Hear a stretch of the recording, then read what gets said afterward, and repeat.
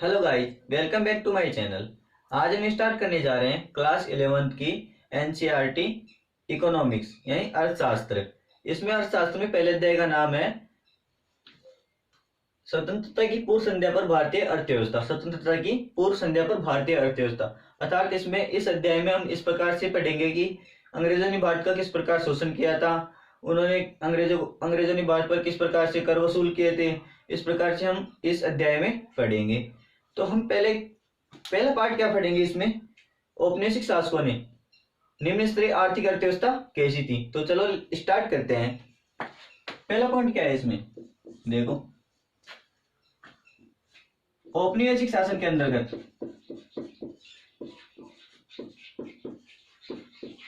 औपनिवेशिक मतलब अंग्रेजों के टाइम का औपनिवेशिक शासन के अंतर्गत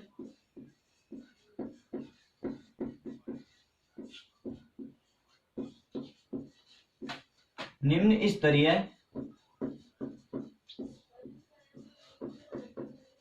आर्थिक अर्थव्यवस्था। और सेकंड पॉइंट क्या है इसमें, कृषि। आज इन दो पॉइंट के बारे में हम विस्तार से चर्चा करने वाले हैं। इसमें हम लगभग इस अध्याय में लगभग 4 से 5 वीडियोस बनेंगे, 4 से 5 लेक्चर बनेंगे। ठीक है, इसमें क्या करेंगे, पहला है औपनिवेशिक शासन के अंतर्गत निम्न स्तरीय आर्थिक अर्थव्यवस्था और कृषि। इन दो पॉइंटों के बारे में हम आज विस्तार से चर्चा करेंगे। इसमें क्या करेंगे, पहला क्या करने में पढ़ाने का तरीका क्या है, देखो पहला तो इसके अंदर मैं मौखिक रूप से बता दूंगा आपको इस प्रकार से क्या क्या हुआ था। फिर सेकंड क्या करूंगा, मौखिक रूप से, और सेकंड में पॉइंट वाइज कॉन्सेप्ट रूप से समझाएंगे। ठीक है, पहला देखो औपनिवेशिक शासन के अंतर्गत निम्न स्तरीय आर्थिक अर्थव्यवस्था यानी औपनिवेशिक शासन के अंतर्गत भारत की अर्थव्यवस्था कैसी थी।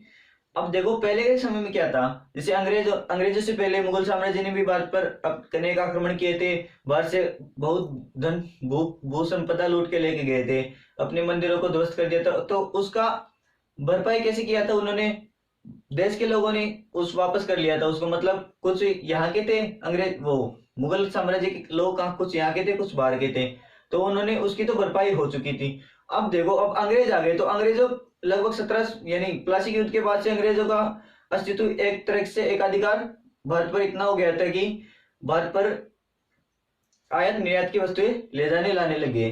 तो ठीक है, अब क्या होता है कि अंग्रेज शासन की स्थापना से पूर्व भारतीय अर्थव्यवस्था कैसी थी, किस पर निर्भर थी, कृषि पर। यानी सारी कृषि पर पूरी जनता और सरकार कृषि पर निर्भर थी। उस समय भारत में अनेक विनिर्माणी गतिविधियां हो रही थी, जैसे सूती उद्योग, रेशमी उद्योग, पटसन उद्योग, बहुमूल्य मणिरत्न, इनमें सब में भारत सुविख्यात था, पूरे विश्व भर में जाना जाता था।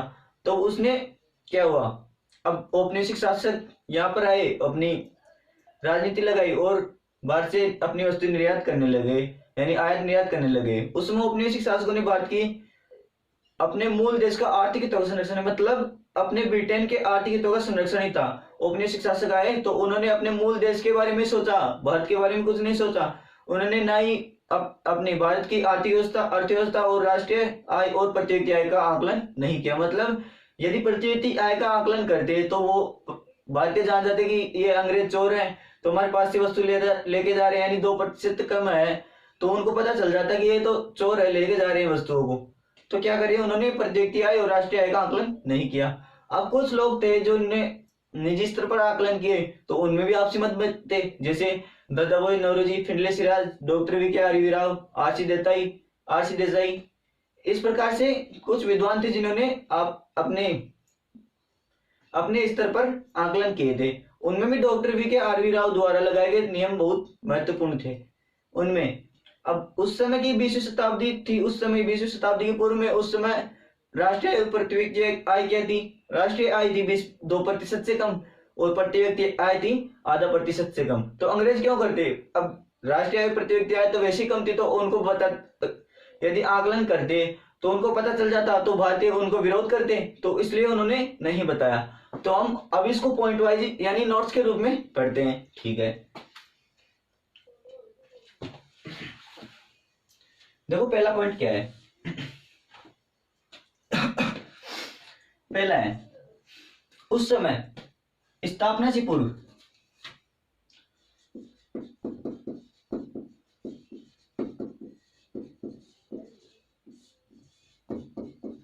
औपनिवेशिक शासन से पूर्व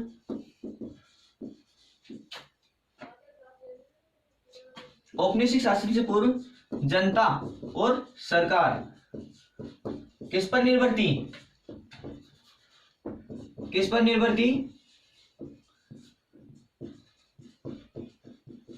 यानी औपनिवेशिक शासन से पूर्व जनता और सरकार कृषि पर निर्भर थी। ठीक है, ये सेकंड पॉइंट कहता है उसमें उस समय अनेक विनिर्माण गतिविधियां हो रही थी, जैसे सूती उद्योग। अब विनिर्माण गतिविधियां, विनिर्माण क्या होता है? जैसे उद्योग क्षेत्र यानी द्वितीयक क्षेत्र, द्वितीयक क्षेत्र में जितने भी उद्योग आते हैं वो विनिर्माणी क्षेत्र होता है। तो देखो उस विनिर्माण क्षेत्र में जैसे सूती उद्योग, पटसन, ऊनी, रेशमी और धातु, अनेक धातुएं, इनमें सब में सुई क्या था? Bharat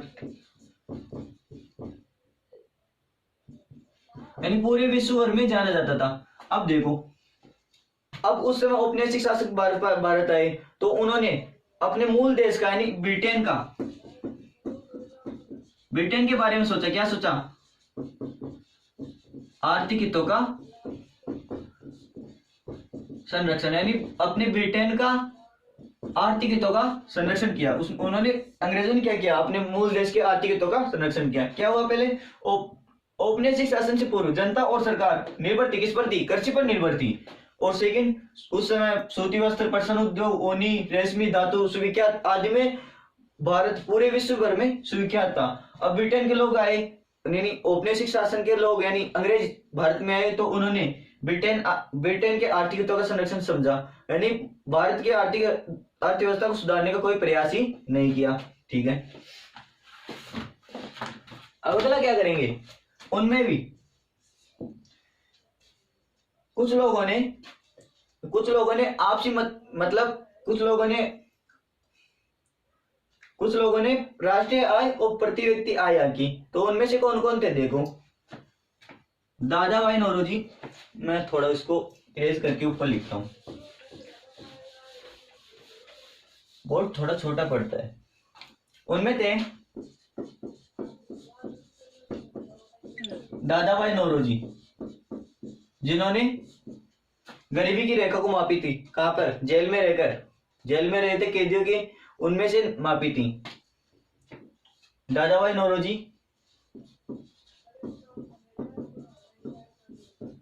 Findlay Shirras,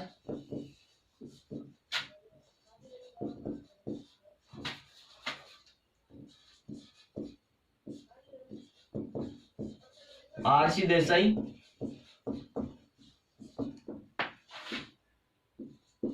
doctor VK RV Rao. इनमें से सबसे महत्वपूर्ण नियम किसके थे? डॉक्टर आरवी द्वारा लगाए गए नियम यानी अनुमान महत्वपूर्ण थे। डॉक्टर आरवी द्वारा लगाए गए अनुमान सबसे महत्वपूर्ण थे। उनमें से राष्ट्रीय और प्रति व्यक्ति आय का आकलन किसने किया? दादा भाई Naoroji, Findlay Shirras, RC Desai और डॉक्टर वीके आरवी राव। अब इनमें से अनुमान किसके महत्वपूर्ण थे? डॉक्टर वीके आरवी राव के द्वारा लगाए गए अनुमान सबसे महत्वपूर्ण थे, पर लेकिन इनमें भी आपसी मतभेद रहे थे। अब तो उस समय आकलन तो किया इन्होंने आकलन तो किया, निजी स्तर पर आकलन किया। तो उस समय प्रति व्यक्ति आय और राष्ट्रीय आय कितनी थी देखते हैं। उस समय राष्ट्रीय आय कितनी थी? राष्ट्रीय आय लगभग 2% से कम थी। और प्रति व्यक्ति आय कितनी थी?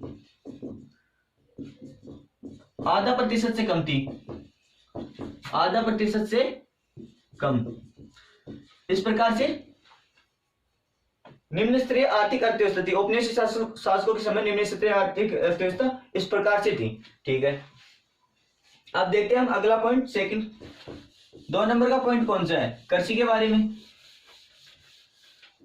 अब आप पॉइंट तो अपने आप में बना देंगे, कॉन्सेप्ट समझ में आ गया है तो पॉइंट अपने आप से कैसे भी बना सकते हैं। ठीक है, अपनी भाषा में बना सकते हैं।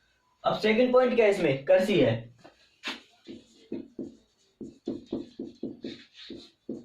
कृषि को पहले मैं मौखिक रूप से बता देता हूं। उस समय क्या था? कृषि में लगभग 85 से 85% जनसंख्या किस पर निर्भर थी? कृषि पर निर्भर थी। अब उस समय कृषि पर निर्भर तो थी, अब जनसंख्या बहुत ज्यादा थी, जनसंख्या भी ज्यादा थी और भूभाग भी ज्यादा था। अब अंग्रेज शोषण कर रहे थे, भारतवासियों का शोषण कर रहे थे। तो उस समय लोग खेती कर रहे थे, तो उसमें उत्पादन में वृद्धि आती रही, लेकिन उत्पादकता में वृद्धि कम रही। तो उत्पादकता का कम सबसे बड़ा कारण था कि भू राजस्व व्यवस्था। भू राजस्व व्यवस्था किसके द्वारा वसूली जाती थी? अंग्रेजों के द्वारा। अंग्रेज जमींदारों को नियुक्त कर रखे थे, जमींदार किसानों से अनेक कर वसूलते थे। इस प्रकार से उन्होंने भारतवासियों से जो कृषि कर रहे थे, तो उनसे कर वसूले जाते थे। अब कर वसूले जाते थे तो उन्होंने कृषि करना छोड़ दिया, यानी मतलब उनसे ना तो सिंचाई सुविधाएं उपलब्ध कराई जाती थी, ना उर्वरकों का नगण्य प्रयोग था, उर्वरक न उपलब्ध करवाए जाते उनके पास, और ना ही सिंचाई दी जाती थी। इस प्रकार से उन्होंने आर्थिक शोषण, इतना शोषण किया कि जो किसान कृषि को छोड़कर अपने दूसरे क्षेत्र में जाने लग गए। इस प्रकार से किसानों ने कृषि की निम्न स्तरीय आर्थिक व्यवस्था, यानी कृषि में भी निम्न स्तरीय अर्थव्यवस्था थी। तो देखते हैं हम, अब इसको पॉइंट वाइज पढ़ते हैं। उस समय कृषि पर निर्भर थी जनता, किस पर निर्भर थी? कृषि पर। कितनी प्रतिशत जनसंख्या निर्भर थी? 85% जनसंख्या किस पर निर्भर थी? कृषि पर निर्भर थी। अब इसमें सबसे बड़ा कारण कृषि उत्पादकता में वृद्धि, उत्पादकता में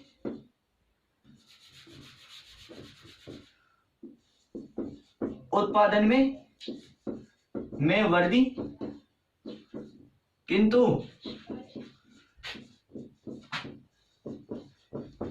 उत्पादकता में कमी थी। मतलब जैसे ये इंडिया है,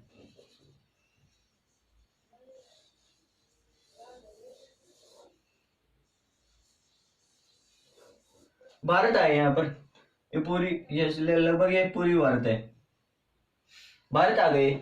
अब भारत में औपनिवेशिक शासन यानी अंग्रेज आ गए। अब इस क्षेत्र में, क्षेत्र तो पूरा है, यानी उत्पादकता का क्षेत्र तो पूरा है, इसमें उत्पादन वाले बहुत ज्यादा है। तो इनमें अनेक कर व्यवस्था के कारण यहाँ पर, यानी मतलब के कृषि हो रही थी, तो लोग कृषि में लगे हुए थे, लगभग 85% जनसंख्या कृषि पर निर्भर थी। तो कृषि तो कर रहे थे। अब क्या हुआ? अंग्रेज आए, अंग्रेज आके किसानों से अनेक कर, अब वहां पर आगे जमींदार नियुक्त किए, यानी जमींदार नियुक्त करके जमींदार क्या करते थे? कर वसूलते थे। किसने? किसानों से। जमींदार किसानों से कर वसूलते थे। 85% जनसंख्या थी, अभी 85% जनसंख्या कृषि न कर रही थी, जमींदार कर वसूलते थे। इसके कारण लोग क्या हुए? अधिकांश कर वसूले जाने के कारण धीरे धीरे गिरते गए। तो उन्होंने क्या करा? कृषि को छोड़ते गए। कृषि को लगभग 80% हो गया, फिर 70%, यानी लगभग किसान कृषि को छोड़ते गए और दूसरे क्षेत्र में जाने लगे। इनका कारण क्या था?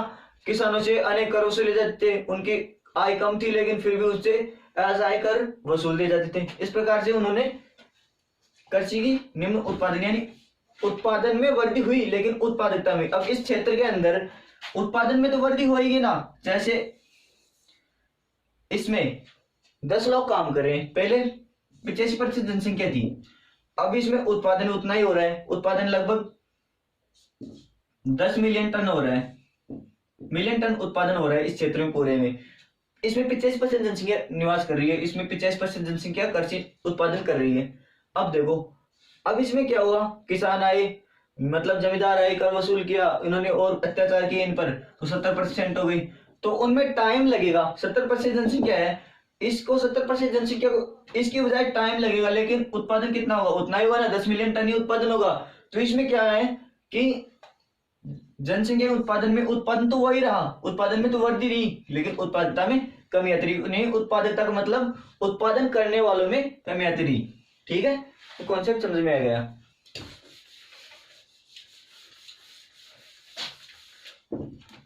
अब इसका कारण क्या था? उत्पादकता का कारण क्या था? इसमें उत्पादकता का कारण क्या था? भूव्यवस्था प्रणाली। इसका मतलब भू व्यवस्था प्रणाली कौन सी थी, यानी भूमि पर कर लिया जाता था, टैक्स लिया जाता था। अब टैक्स का किसके द्वारा लिया जाता था, अंग्रेजों के द्वारा। अब अंग्रेज डायरेक्ट जाके तो ले नहीं सकते थे, तो किसको नियुक्त कर रखे थे, नियुक्त किनको कर रखे थे, नियुक्त कर रखे थे जमींदार को। अब ये जमींदार किन से, जमींदार किससे, व्यवस्था यानी किसानों से। जमींदार किसानों से कर वसूलते थे, यानी किसानों से कर वसूलते थे। इस प्रकार से व्यवस्था प्रणाली थी, अंग्रेजों द्वारा लगाई गई थी। अंग्रेज नियुक्त किए थे किसको, जमींदारों को। जमींदार किससे कर वसूलते थे, किसानों से। किसानों से क्या वसूलते थे, कर वसूलते थे। इस प्रकार से उन्होंने कर वसूलते थे। अब किसानों से कर वसूलते थे, अब अंग्रेजों ने क्या कर रखा था, अपने कर को जमा कराने के लिए। अब जमींदार तो कर को अंग्रेजों के पास जमा कराएंगे ना, अब उस कर को जमा कराने के लिए दिनांक निर्धारित की जाती,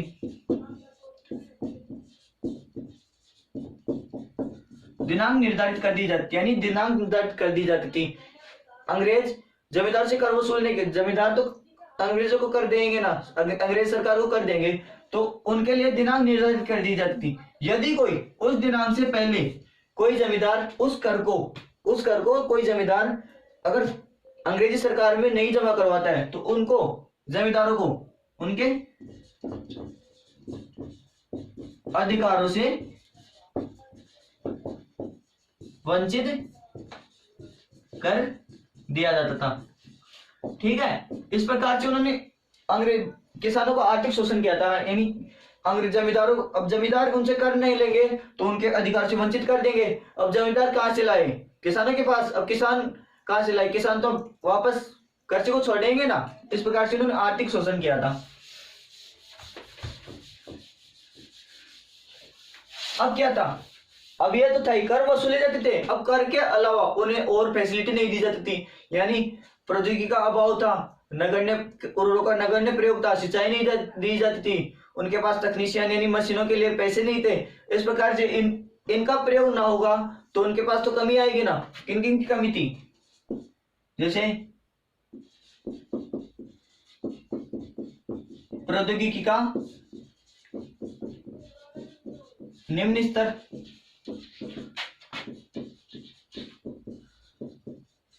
सिंचाई सुविधाओं का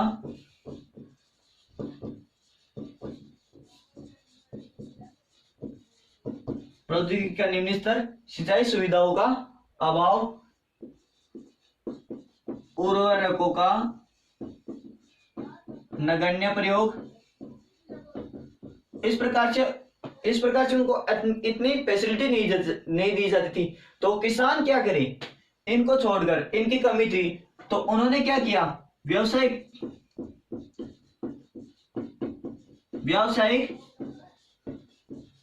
फसलें उगानी प्रारंभ कर दी, यानी व्यवसायिक फसलें उगानी प्रारंभ कर ली, जिससे व्यवसाय किया जा सके, जैसे कपास, ऊन, मतलब इस प्रकार की वस्तुएं बोने लगे। तो इनका भी अल्टीमेटली किसको फायदा पहुंचा, अंग्रेजों को फायदा पहुंचा। अंग्रेजों को मतलब इंग्लैंड में लगे कारखानों को, इंग्लैंड में, ब्रिटेन में लगे कारखानों को फायदा पहुंचा। यानी अल्टीमेटली क्या है कि उन्होंने कृषि किया, कृषि के फायदे नहीं मिले, खाद्यान्न फसलों में फायदा नहीं मिला, तो उन्होंने व्यावसायिक फसलें उगानी प्रारंभ की। व्यावसायिक फसलें उगानी प्रारंभ की तो अंग्रेज वापस उनसे कर वसूलते थे। तो उनका भी प्रभाव, यानी उनका भी फायदा कहाँ हुआ, ब्रिटेन में लगी औद्योगिक मशीनों में हुआ। भारत में तो इतनी तकनीशियन कहाँ थी, अगर तकनीशियन होती तो कृषि उत्पादकता में वृद्धि आती। तो इस प्रकार व्यावसायिक फसलें उगानी प्रारंभ की, उगाई, तो अंग्रेज, अब उनका प्रभाव कहाँ रहा, कारखानों, अंग्रेजी कारखानों में उनका उपयोग हुआ, यानी वहां पर ही फायदा पहुंचा। इस प्रकार से उन्होंने कृषि में निम्न स्तरीय अर्थव्यवस्था थी। ठीक है, थैंक यू सो मच। आज के लिए हम इतना ही पढ़ाते हैं। अगले पॉइंट में हम बच रहे जो 2-3 पॉइंट, अगले वीडियो में, लगभग 4 से 5 वीडियो में ये अध्याय हमारा पूरा हो जाएगा। ठीक है।